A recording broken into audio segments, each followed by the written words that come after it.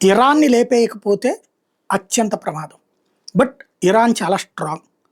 ముస్లిం సామాజిక వర్గంలో అది స్ట్రాంగ్ అనడానికి లేదు. ఇదివరకు ముస్లిం సామాజిక వర్గంలో ఉన్న మిగతా సున్నీ ముస్లింలకి వీళ్ళకి శత్రుత్వం.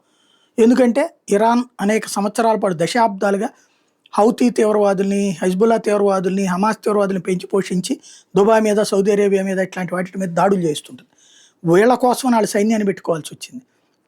అలాంటి సిచ్యుయేషన్లో ఈ మధ్యనే వీళ్ళిద్దరి మధ్యన ఐక్యత బిగినైంది అమెరికా దుందుడుకు వైఖరితో.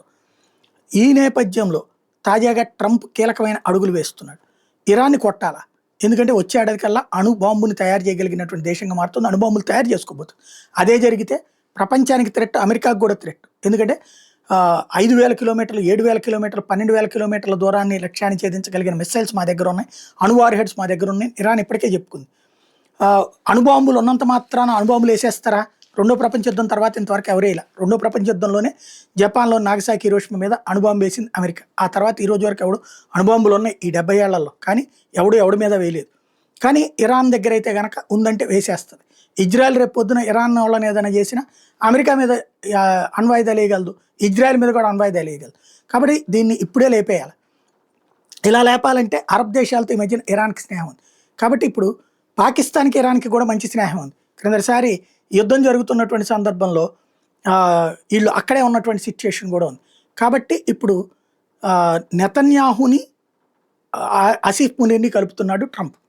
తద్వారా ఇప్పటిదాకా ఇజ్రాయెల్ దేశాన్ని పాకిస్తాన్ గుర్తించాల, పాకిస్తాన్ని ఇజ్రాయెల్ గుర్తించదు. గుర్తించడం అంటే ఏంటి? మ్యాప్లో చూడరా, చూస్తారు. రాయబారం, ఈ దౌత్య విధానాలు లేవు. దాన్ని దేశంగా వీళ్ళు గుర్తించరు, దీని దేశంగా వాళ్ళు గుర్తించరు. ఇప్పుడు వీళ్ళిద్దరి మధ్యన సంబంధాలు కలుపుతున్నాడు. తద్వారా ఇజ్రాయెల్కి అనుకూలంగానే పాకిస్తాన్ కూడా ఉంటుంది. ఇరాన్కి దూరం పెట్టిస్తున్నాడు ఆసిఫ్ మునీర్ ద్వారా ట్రంప్. డబ్బులు పడేస్తే తన మతానికి విరుద్ధంగానైనా పనిచేసేటటువంటి వాడు పాకిస్తాన్లో ఉండేటటువంటి సైనిక చీఫ్లు, అట్లాగా వాడిని వాడుకుంటున్నాడు. At the same time Arab దేశాల్లో ఖతార్ కోపం వచ్చింది, అరబ్ దేశాలని కోపంతో ఉన్నాయి. అందుకని నెతన్యాహుని పిలిపించి ఖతార్కి సారీ చెప్పించేశాడు. తద్వారా అరబ్ దేశాలు కూల్. తద్వారా రేపు పొద్దున ఇరాన్ మీదకి భారీ అటాక్ ఇజ్రాయెల్ చేసిన అమెరికాకి తెలిసినే చేస్తుంది.